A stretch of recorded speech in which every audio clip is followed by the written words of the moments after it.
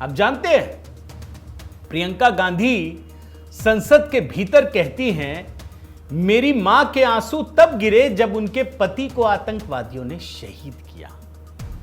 निश्चित रूप से गिरे ही होंगे, इसमें कोई गलत बात नहीं है, लेकिन वो कैसे संदर्भ बदलती हैं और दूसरे को झूठा बताने के चक्कर में खुद झूठ बोल रही होती है। संदर्भ ये था दोस्तों, जिसमें आज केंद्रीय गृह मंत्री अमित शाह जी ने कहा कि अरे ये तो आतंकवादियों को जब गोली लगती है तब माता जी आंसू बहाती है।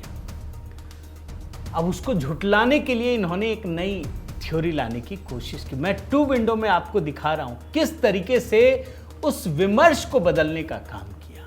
और इसीलिए आपको जो टू विंडो दिखा रहा हूं ना, एक में कह रही है प्रियंका गांधी, मेरी मां के आंसू तब गिरे जब उनके पति को आतंकियों ने शहीद किया, लेकिन यह बात छुपा लिया कि उनके आंसू तब गिरे सियासी तौर पर जब आतंकियों का एनकाउंटर हुआ। और यह बात खुद सलमान खुर्शीद ने कही है। इसको आज तक गांधी परिवार के किसी सदस्य ने खंडन नहीं किया। आप सुनिए टू विंडो में।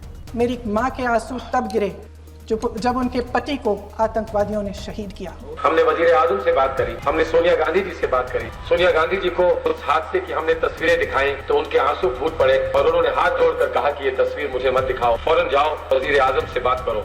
देखा आपने दोस्त, आज का दिन गजब का था। प्रियंका गांधी वाड्रा के भाषण को मैं पूरा सुन रहा था। मुझे लगा कि कुछ तो संजीदगी नजर आएगी, कुछ नहीं। पहलगाम में हिंदुओं का धर्म पूछ पूछ कर मारा गया, कलमा पढ़वाया गया, तब भी नहीं समझ में आया तो पैंट खुलवाया गया, एक शब्द नहीं कहा। आतंकियों को कवर फायर देने के लिए भारतीय कहने लगी कि भारतीयों को मारा गया, भारतीयों को मारा गया। लोकसभा में भाजपा के नेताओं ने कहा कि वो हिंदू थे, उनको भारतीय होने की वजह से नहीं मारा गया, हिंदू होने की वजह से मारा गया।